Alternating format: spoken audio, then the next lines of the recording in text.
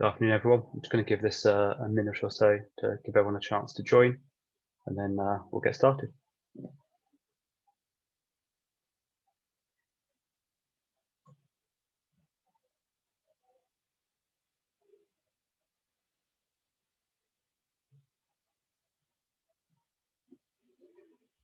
Okay, I'll begin. So I can lather on for a little bit, and then people will join in due course. Okay, so thank you to everyone for joining the session today with us. So our focus today is on innovation in robotics in the agricultural sector, and how we can look to other sectors and other industries in other parts of the world to really accelerate agricultural robotics in the UK. So we've got 3 companies who are going to be talking with us later today. But I'm just going to start off with a quick introduction to what Agri-EPI are doing in this space and how we could help you, if you are a company, to develop your agricultural robotics solutions.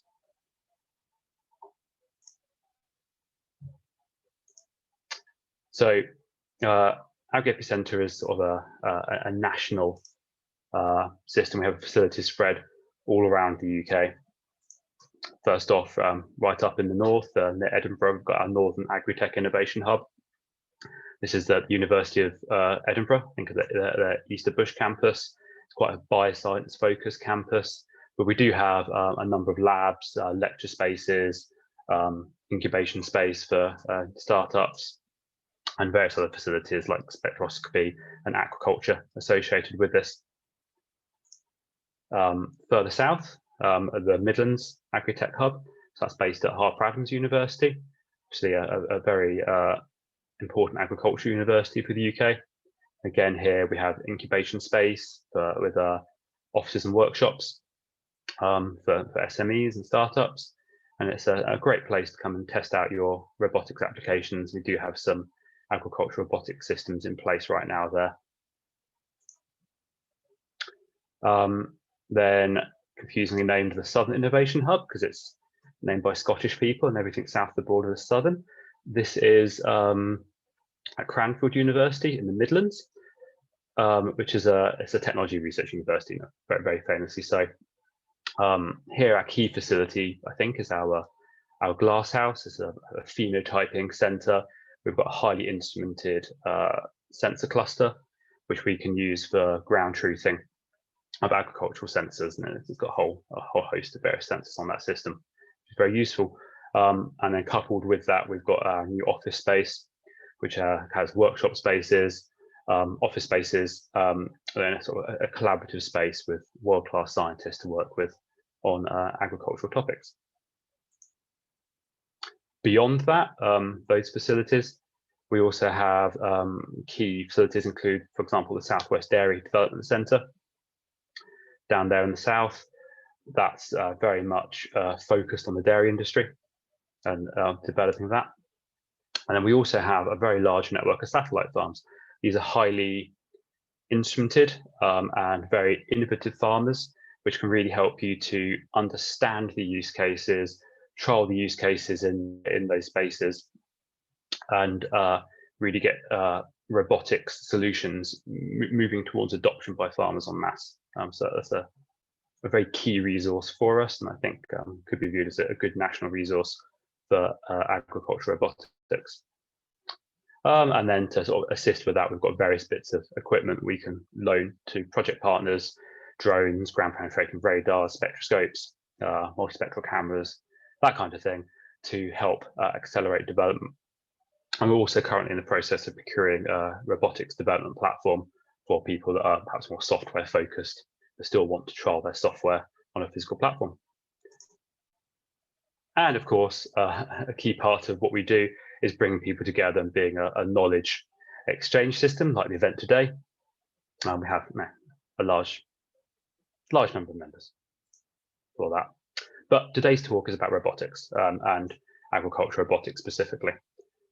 Obviously, the agricultural robotics space is accelerating rapidly. We're seeing various solutions across various domains. I'm showing various examples here of the kind of agricultural robotics use cases we're seeing. It's ranging from sort of partially automated systems, which are using sort of key robotics technologies and visual processing, more traditional type controlled environments for robotics. And strawberry picking is an example here. We could consider milking robots to be a controlled environment as well on that basis. Then we've also got traditional tractor concepts, but made fully autonomous, lightweight vehicles for looking at very highly innovative ways of going about agriculture. And then we've got sort of smaller platforms, which are really good for scouting and handling in an agricultural context. But all these things, all these different solutions are facing key challenges, or perhaps key areas they're looking to develop towards. Everyone's looking at how do we improve our safety, how do we improve our security, how do we make our solutions more robust, how do we scale beyond the farms and use cases we've been looking at, how do we increase the capabilities of our systems in those use cases, and how do we work with other systems, other pieces of software. These are all key challenges faced by everyone. But it's not just agricultural specific as well. These kind of challenges are faced by other people in other industries, in other nations. So that means that collaboration is key, both within the industry and externally. So that's the theme of today, is collaboration, and probably future talks, to be honest. We might bring people together again to do this. So we're talking about what solutions are out there in other industries, other sectors, other international markets. What can agricultural robotics use from those industries, and how do we start fostering that collaboration and moving forwards? So I'll stop sharing, and then we'll get on with our first speaker today. So first off, we have Andre from Base Labs.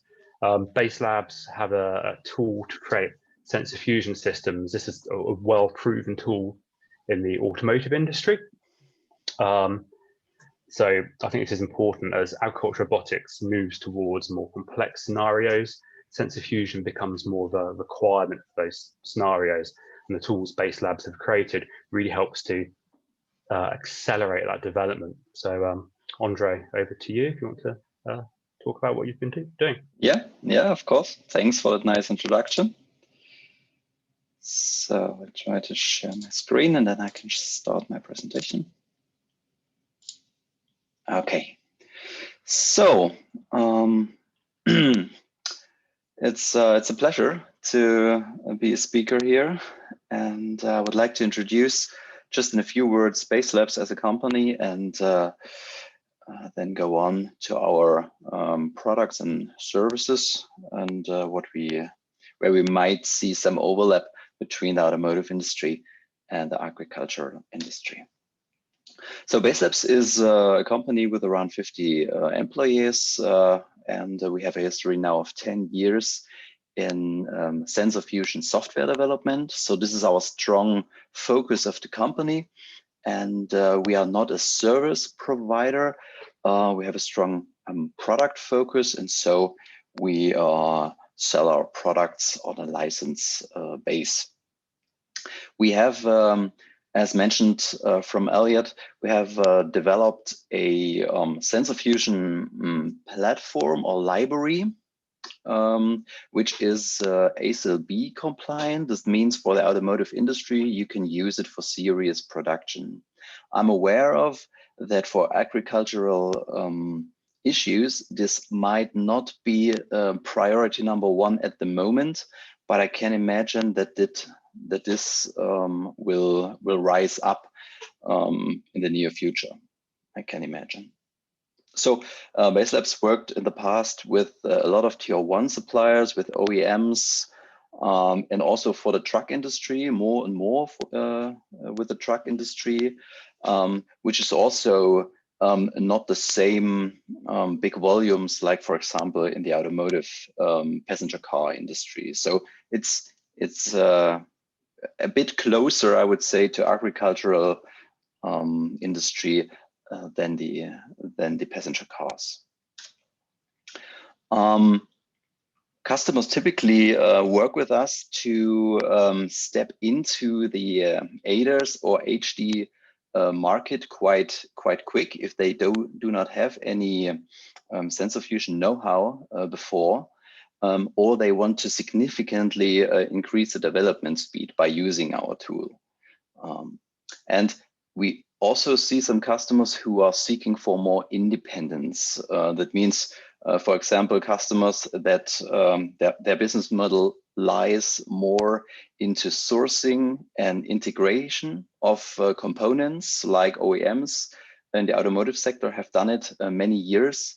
They now seek for more independence from their suppliers. And also here, standardized software tooling could help them to get know-how back into their company without having too much effort in building up this know-how from the scratch.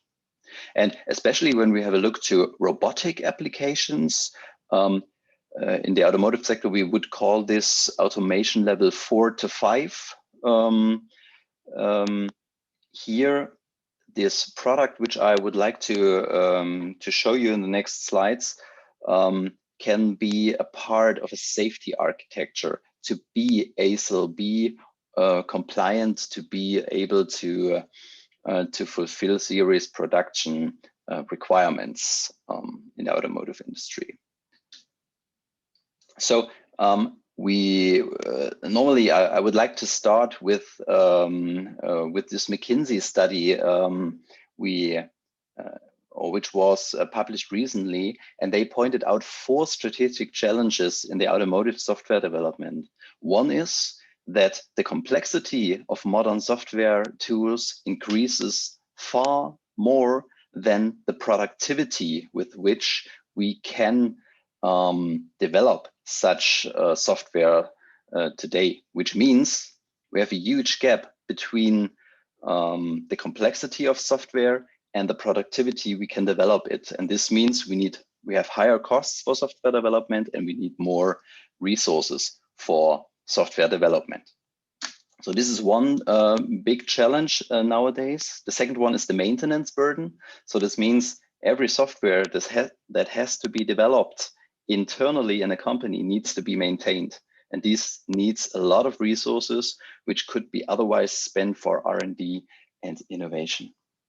And the third point is the talent gap. So the market of good software engineers is more or less empty. And so a big challenge would be to get the right guys in the next years. And the last one is reducing dependencies. As I mentioned it before, a lot of companies try to reduce their dependencies from suppliers on the one hand side, but also from internal resources or other departments. And sourcing a standardized software library also could be a point here.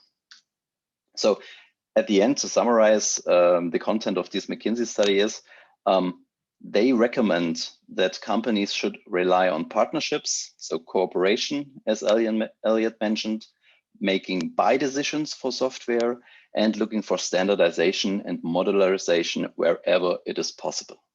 And this is more or less the baseline why we decided to go for a standardized sensor fusion tooling.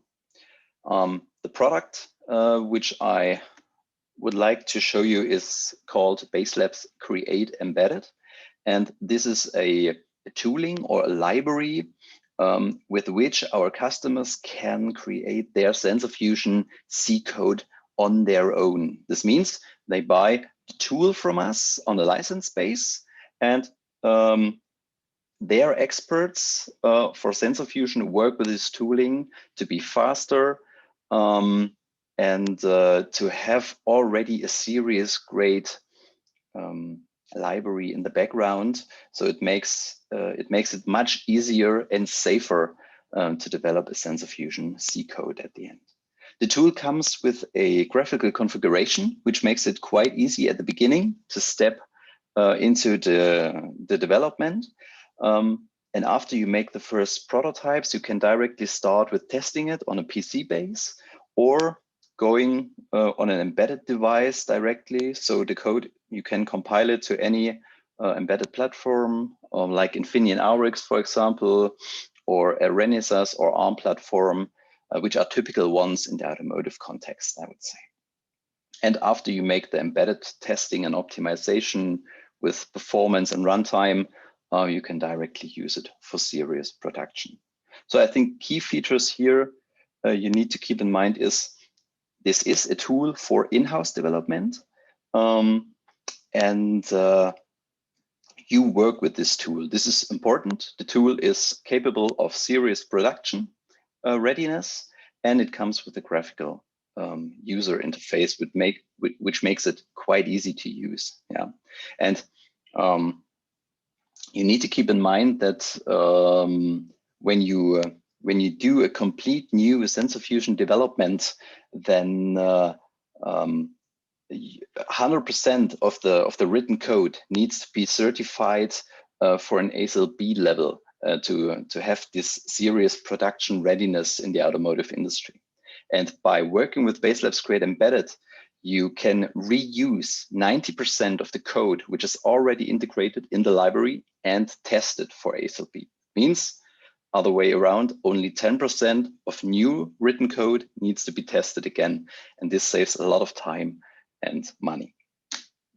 So Baselab's Create Embedded contributes to these strategic challenges in a way that on the one hand side, we can see this on this graph here, we can reduce dependencies from internal talents, but also from external suppliers or service providers.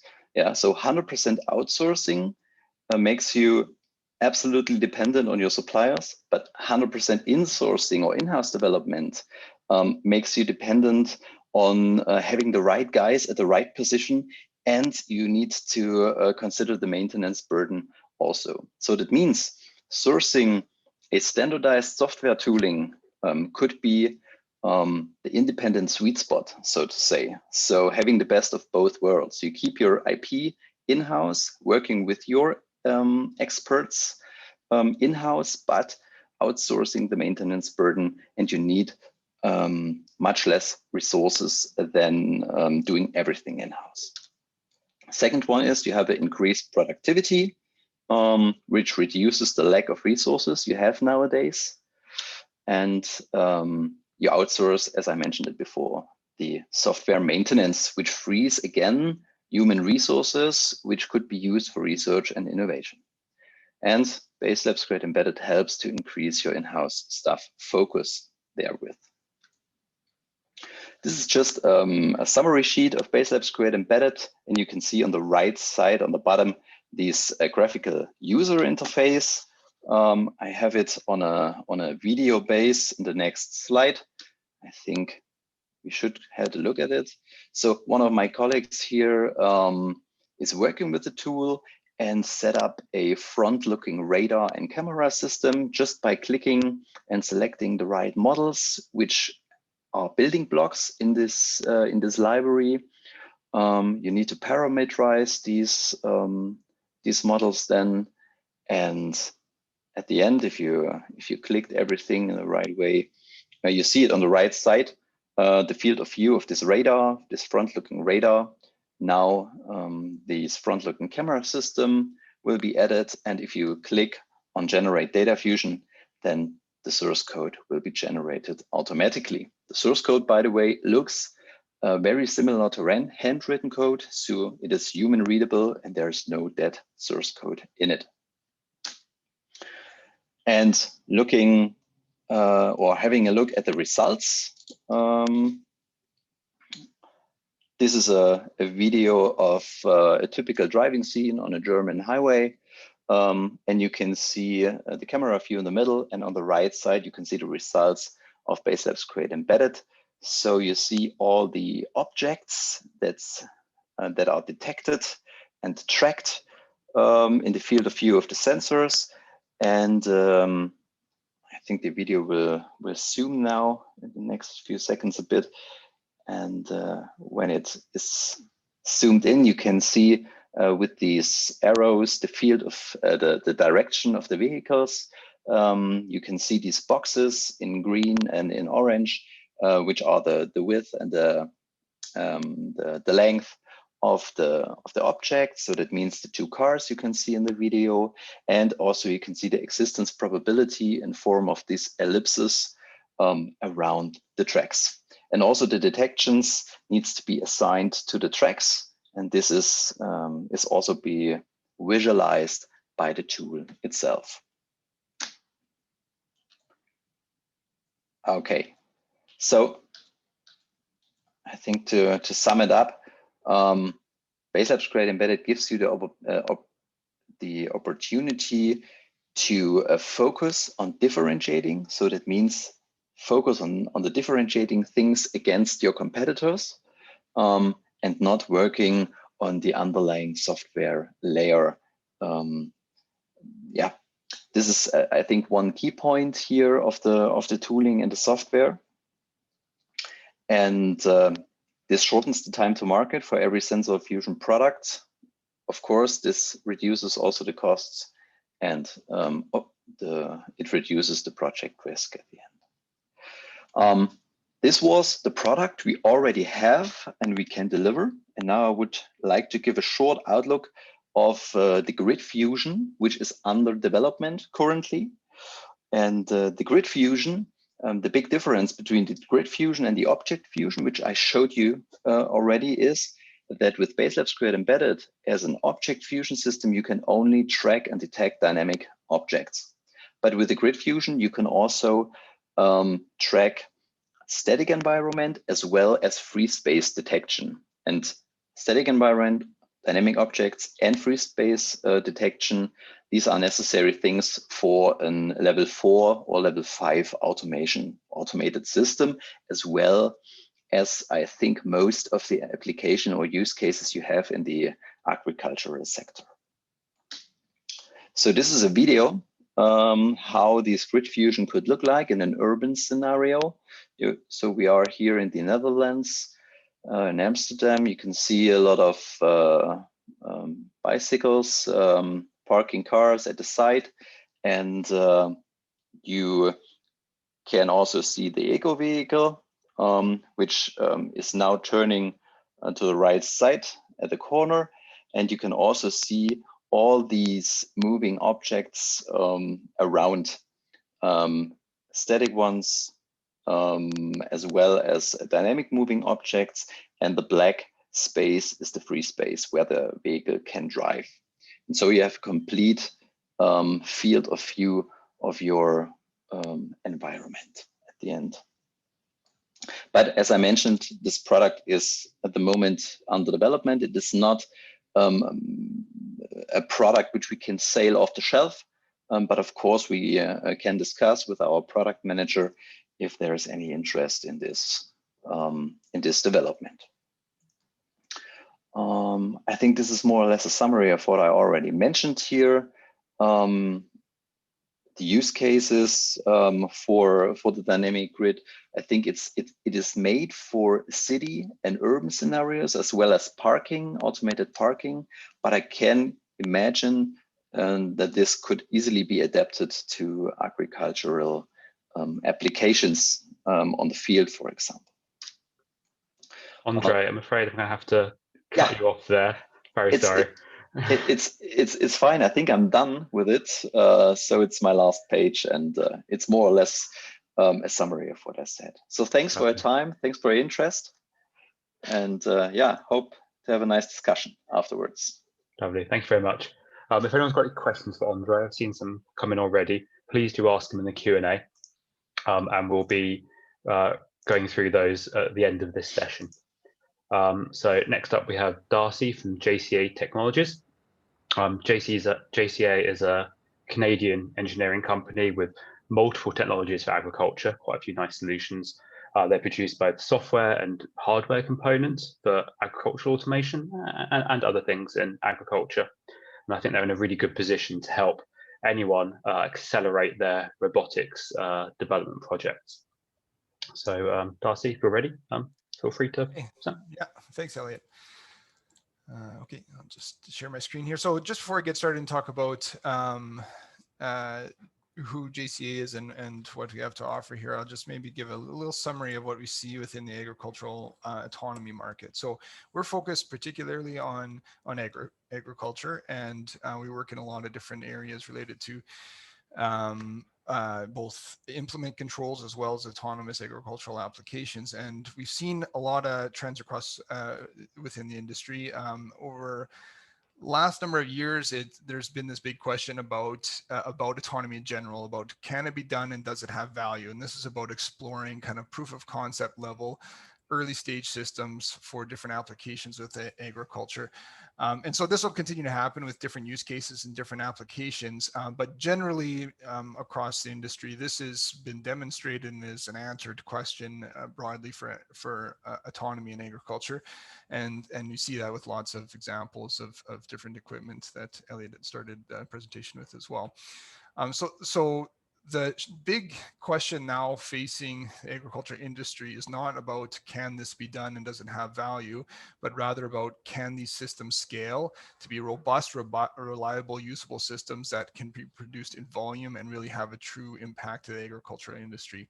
And again, there's a lot of variation depending on the use case and type of equipment, but very broadly speaking, this is the big question. And so I'd categorize the industry of saying, it's moving along that innovation curve that I'm sure a lot of people have seen and are familiar with, where, it previously was in a state of that initial development and exploring technology and engineers, having a lot of, science project type of machines.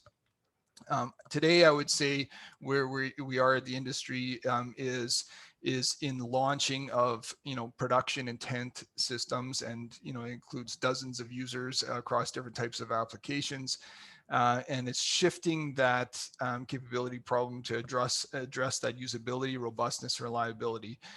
And the next step where we're going with this with the industry is towards that early majority, and that is it's a different animal in terms of what the focus is. It's around serviceability for support of hundreds and thousands of systems and having robust and reliable technology. And so that certainly is a large challenge for the industry. So people developing autonomous equipment in agriculture today, or agricultural robotics, really need to be thinking about building on platforms that'll take them to that scalability side of things. So just to introduce JCA, we've been around since 2002. We're based in Canada. We have engineering manufacturing operations there. I have about 120 people in the organization, and we also have an engineering office in the US and work with customers all over the world. And so what we do is we work with our customers are machine manufacturers, primarily OEMs. And we work to develop and support them through advanced technology and connectivity solutions for connected machines on agricultural implement controls and highly automated machines and autonomous machines and along and many different variations along those things. And so we do that with a view of the full life cycle with our customers, and we have an offering across engineering services, very highly capable engineering team with expertise in a variety of different areas, technology, which I'll give an overview of here today, manufacturing of our products, and electronics and wire harnessing to support customers through the production and for prototyping and production volumes, and then servicing and working with our customers. So we really, it's an offering that encompasses the entire life cycle stages of development.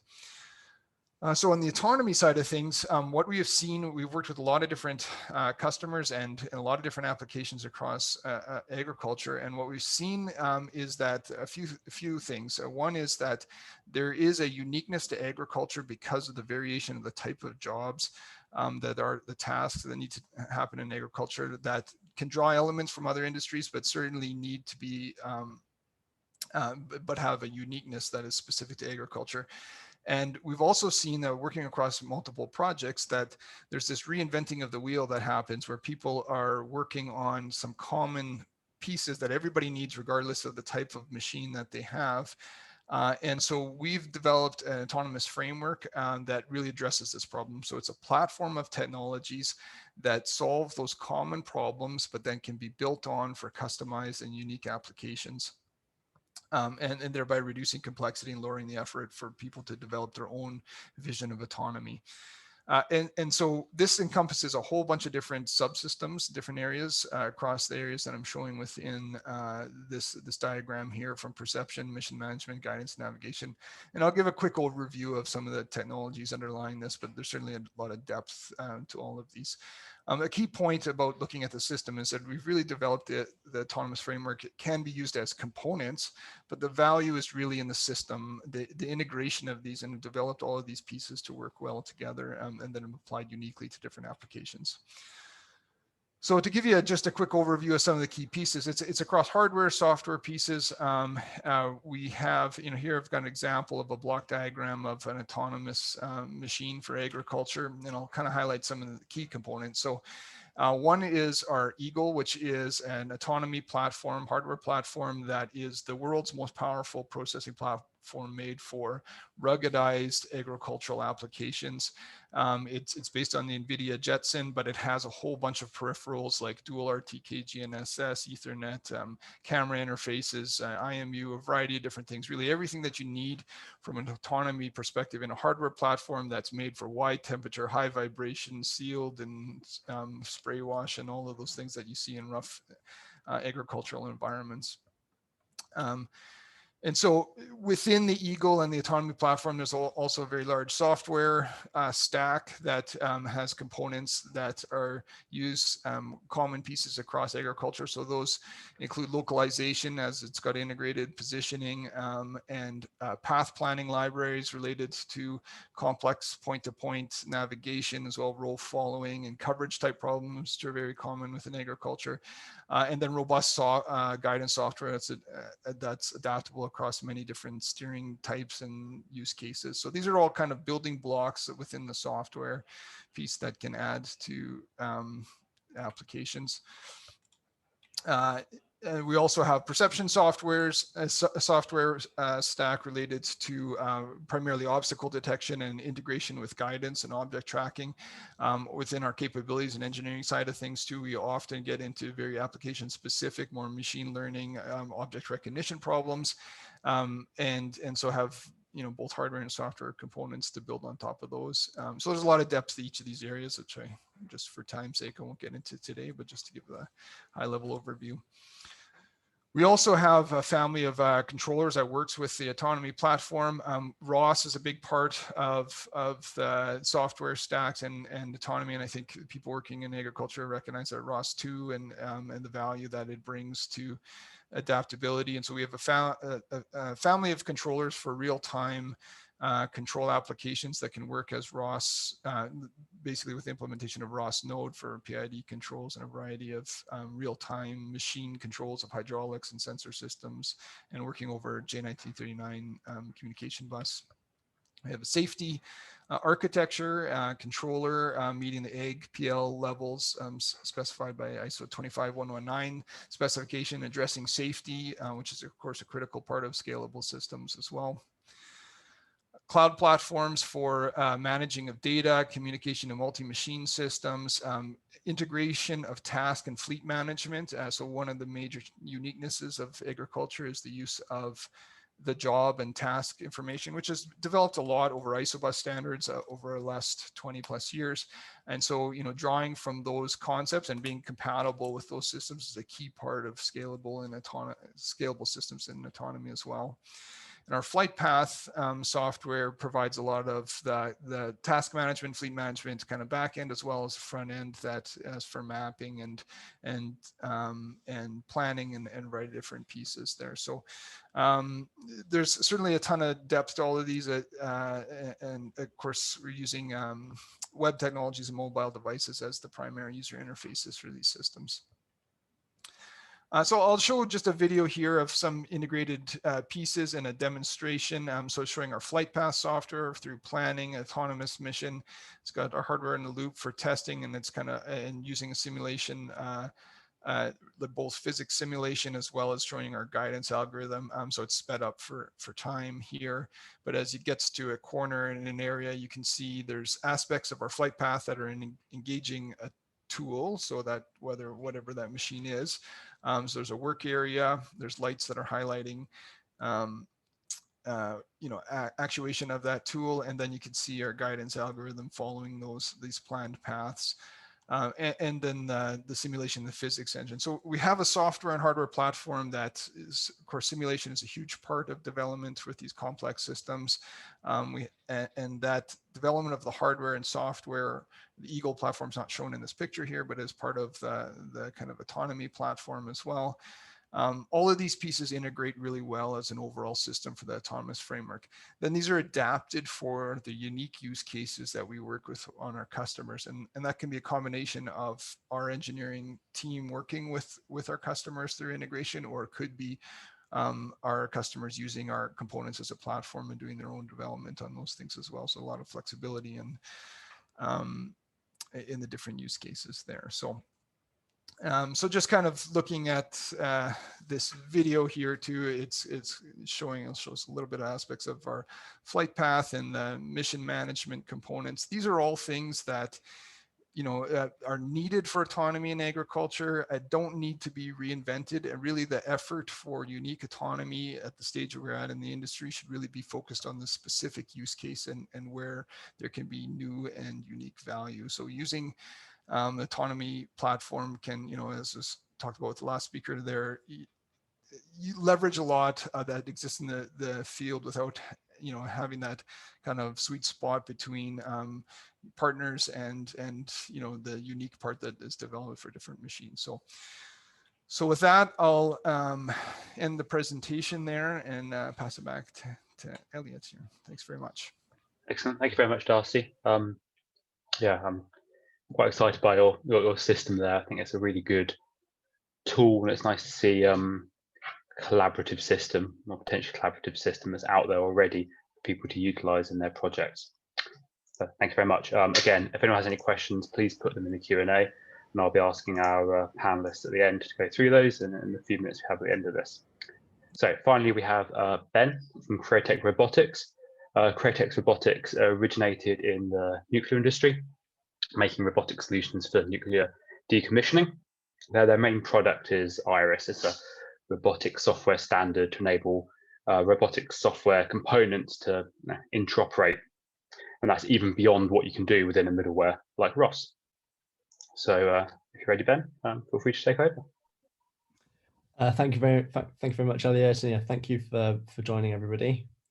Yeah, as Elliot was saying, we were only founded last year as a spin out from as a company for making software for operating and managing robotic systems based around Iris, which is this platform that we've developed as part of a UK Nuclear Decommissioning Authority funded program to help with the adoption of robotics technology in nuclear decommissioning. We've had quite a bit of interest from the nuclear end users, but we're for developing a standardized architecture for using robotics in the nuclear sector. But we're very interested in understanding how applicable what we've developed may be to other sectors such as agriculture. So I'm going to go through the kind of problems that we've found in the nuclear industry and our solution to that at quite a high level, and hopefully we'll be able to see some potential parallels to agriculture as well. So today's nuclear robotic systems are almost exclusively one-off creations. Each new application starts from scratch to build a new, often large and quite complicated integrated system, and then they apply verification and validation at quite a high level. This has resulted in tendency to not really reuse previous robotics integrations, and quite a lost opportunity to capture value over time. And this is made even worse by a very fragmented technology environment where we have a lack of interoperability between components and a dependence on expert roboticists, which again leads to high integration costs. I mean, previous two speakers sort of like confirm some of this as well when they were in their talks. What we found is that the end user challenges are mainly cost driven. Key issues of for adopting robotics in future, that they recognize that they need to be able to exploit commercially available off-the-shelf technologies without having to rely on expert roboticists at every step of the chain, not relying on bespoke one-off creations for solving particular jobs. On the other hand, the supply chain challenges include being generally forced to provide a service-driven business model, which requires developer labor to produce those often one-off systems, rather than a product-driven one in which it's possible to develop an easily reusable product once and then scale its use to be used in other systems. And it's very challenging at the moment in the nuclear robotics market to access the broad end user market with a narrow product offering, because of the need to integrate with other people's systems and the costs involved in that. So a key objective of Iris, as we developed it, was to increase the feasibility of robotics productization or product development, so that they can be traded and developed and used in different systems. These are some of the considerations that we had when we were developing it, and we think are probably applicable to robotics globally and not just the nuclear sector.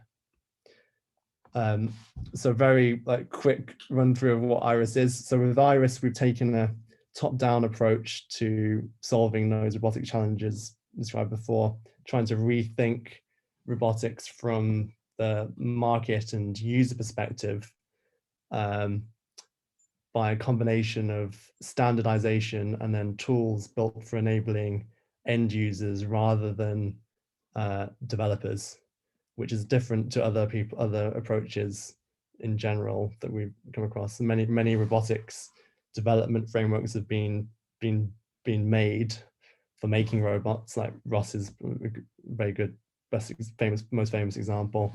However, they tend to follow a very bottom-up approach, focused on providing tools for the roboticist experts and developers, but do not really address the challenges of adoption faced by the end users. So the key focus of Iris is to try and focus on the definition of standards and rendering it agnostic to the middlewares and frameworks and data transport. Sort of it sits on top of these, hiding them from the end user.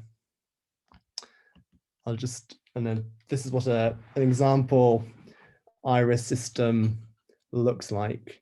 I'm going to go from low to high. So on the right hand side is where the user sits, and then on the left hand side is the modules and apps which go into making a system. So at the lowest level, we've got robotics technologies, so robotic software and AI software wrapped up as functional modules that are small, single responsibility. They behave predictably in well-defined ways. They're self-contained, often containerized, for example, in Docker containers. They don't share dependencies between each other, and they're reusable as general purpose functional components that can be combined into apps to solve specific problems. So an app is what the end user uses for a specific application. And then they communicate with other modules through well-defined, standardized input-output interfaces. So they're handled at a very high level of functional abstraction. Examples of modules include, for example, an ARM controller, which would take as input a target pose and outputs their current pose. And this is the same for all ARM models. So this means that you can substitute one ARM model for another ARM model in the system without having to change the rest of the system at all, as you can sort of see in this slide here. So far, we've done it with a variety of different cobot models, the UR range, Kuka Eva, Franga Emica, Pandas, and some other ones like Canova, and some even more slightly more niche ones as well. But the idea is that you should just be able to, they should just be interchangeable with another type of functional unit that does a similar sort of thing. So this similar for sensors, UGVs. We've even done it with winches and elevating work platforms and things like that. Abstracting what they do at a very high functional level, so that you can swap in one module for another. So then we come to those modules then combined into apps, which are things that the non-expert end user can launch, view, and control to solve specific application problems. The Iris apps are composed of the modules, and we at the moment we combine them with just configuration files, but we in future we imagine using graphical user interfaces to be able to combine the modules together, so no coding required. And the modules can easily be replaced and extended and then scaled within an app without necessarily changing the rest of the app. And so far we've been making various Iris apps for various nuclear R&D projects. You can find some of those on our website. Finally, at the highest level, we've got user-friendly graphical user interface software for operating and interacting with the robotics apps. And there are also tools for orchestrating and configuring and deploying the apps, and as well as a marketplace for the installation of verified and validated apps by the non-expert end users. We envision having a marketplace where developers and system integrators and the end users can, so the developers and system integrators can put their modules and apps online ready for other developers and system integrators and end users to be able to simply install and use on their systems in a very plug and play kind of fashion, like you do with other in other industries where you've got plug-in modules for different software. We've made proprietary versions of these, but we designed the platform to be open so that any third-party developer can freely make tools and apps and modules according to, as long as they're compliant with the standards. There's no dependence on us to make them. And we're currently making, we've currently focused on systems for industrial inspection and maintenance applications with focus on nuclear decommissioning, but we're looking more beyond there to agriculture, which I think has some similar characteristics of nuclear. There's again this fragmented technology environment where there's lots of individual companies that are individually very vertically integrated but doing their own thing, and there's not much horizontalization where there's people are focusing on perfecting a product that can then be combined with other people's products to make an agricultural system, which is going to be required for scaling, or at least we believe that. Anyway, there are big differences between nuclear and agriculture. One of them is the premium that the nuclear industry is prepared to pay for robotics, and they're prepared to pay potentially tens of thousands of pounds for a robot that may be disposable. So margins are different. That market structure is different also in that there's a small number of large end users, whereas in agriculture there's different market structure. And then scale, agriculture is probably much larger, going to be larger industry than nuclear ultimately. And that's partly why we're interested in it. I think that's my time up, but realize tight on time.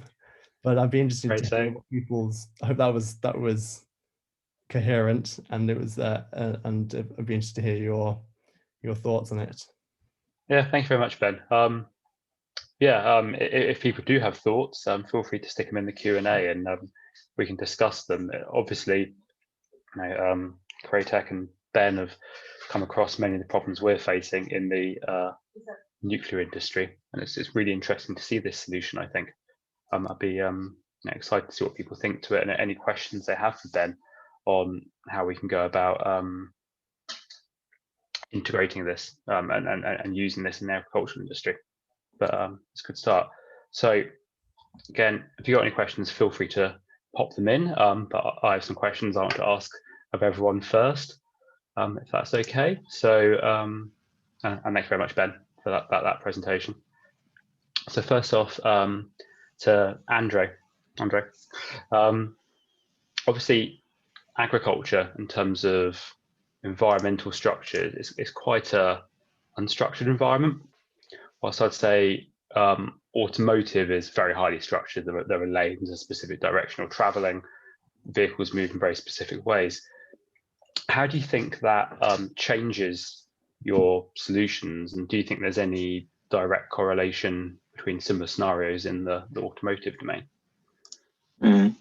So we have discussions with some agricultural companies in the past, and some of their problems are facing the on-road tracks of tractors, for example, when they are not on the field. So I think for such scenarios, our product is more or less capable of handling these topics without any big changes. But of course, when we are talking about on-field use cases, I would suggest that especially the current product, Baselabs Create Embedded, needs to be adapted in a common project to be able, I would say, to track and identify the obstacles and the special objects which you have on a field or in the agricultural sector, and which you do not have on public roads. Yeah.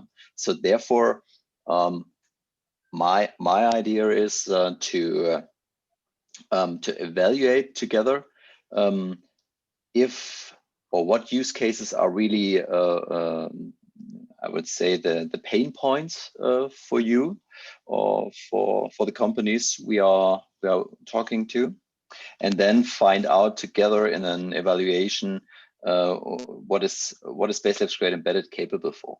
When we're looking to the product under development, the dynamic grid, I think here we are more flexible, because here we do not looking for pre-classified objects. We are just looking if a grid cell is free or occupied, more or less. And afterwards, there is a round of classification of objects. But in the first-hand side, we're just looking for occupied or not occupied. And I think with this approach, it is more easy to work with unstructured area like you have in the domain. Excellent. Thank you very much. We do also have a question for you from the audience. So what sensors do you have available? Are they commercially available sensors or just mathematical models? So I guess what kind of sensors do you integrate with? Yeah. So I think first of all, we need to understand that Baselabs itself as a company is not a hardware provider. So we do not produce and sell any sensors or any computational hardware ourselves. We have the focus on the software development for the sensor fusion part, but we work with, I would say, almost every commercially available sensors. So for example, we worked with different radar sensors from Continental, which are available for series production, like the ARS 510 or 540. So one big advantage of the tool is that it is sensor agnostic. Yeah, so it is not dedicated to a specific sensor. This tool is a very good, flexible and scalable approach for any sensor setup you have. Lovely, thank you very much, Andre. I'll have to move on to Darcy and ask you a question. So Darcy, you mentioned that the companies you work with tend to reinvent the wheel quite frequently in terms of their solutions and what they need to do to solve their problems. What do you think the most common problems are that they're trying to solve and repeat solutions between themselves? Well, I mean, I think a lot of the common problems when people first get into autonomy, the things they think about first are about driving and navigating the machine. So guidance, navigation, and that also ties in with mapping and planning. So those things I've seen many different iterations of very similar things, and those are really, I'd put at the stage, I'd say, generally pretty solved problems. Like we've done that in many different applications many times. And so for an organization who has a vision for autonomy to spend their precious resources and time on solving those problems, they're just catching up to where the industry is if they invest a lot into that. And so that's one big area. I think also that I've seen a pattern with companies that people focus on that and they see a lot of the similarities that were just spoken about with automotive, but there's some vast differences with agriculture in that agriculture is primarily task-based problem. The machines are trying to do a job, and in automotive, it's mostly about transportation. It's moving people and goods to different locations. And so with agricultural equipment, you need to move the machine around the area to do the job, so that part of transportation exists, but it's the job that is really the purpose of the machine. And so often that's overlooked at first. So people will start with guidance and navigation because it's the thing that they think about an autonomous machine doing. And then they'll get to, oh yeah, we got to tie this to the job. And that often is underestimated as a significant problem. So I think those are some areas where people trying to reinvent things. Also, perception systems is a big area where people are often doing the same thing again and again, because it's very visual and you can see it and it captures a lot of people's mind. But I would say the architecture of the system matters a lot, and that's what we've worked through across lots of different systems with our autonomous framework. Is that there's a time and a place for proof of concept, throwing things together and just proving that it works, and that has value still today for sure, at proving an application that might be new to the world, so that nobody's done autonomy for this problem, for example. And so proof of concept can be valuable there. Often it means to go to the scalable systems can mean throwing away that first system. That might be less costly than building on it and trying to make it work, because you don't want to lose what you've sunk your time into, unless you've started with a really architecture focus at the beginning. So again, that's a lot of things that we bring to the table with our autonomous framework, is that we've worked out a lot of the architecture pieces, and we can help our customers kind of focus on what is their unique value proposition to the market. Yeah, I agree. That's an important approach. Thanks very much. What time for one? Just about time. One last question for Ben from Crotech. What do you think? So your system's all about interoperability. What do you think is the key part of your system that's really enabling that robust software interoperability? That's maybe quick. That's maybe not a 30-second question. Well, I think what we're focusing on is trying to develop our standards framework to be able to put allow the kind of the verification validation that you have for other software in other industries to be applied to robotics. So that's like being able to rapidly be able to do continuous integration testing, and so on, to be able to demonstrate that what you're doing, what you're making a module for a system, that it will actually work as expected. So we're trying to home in on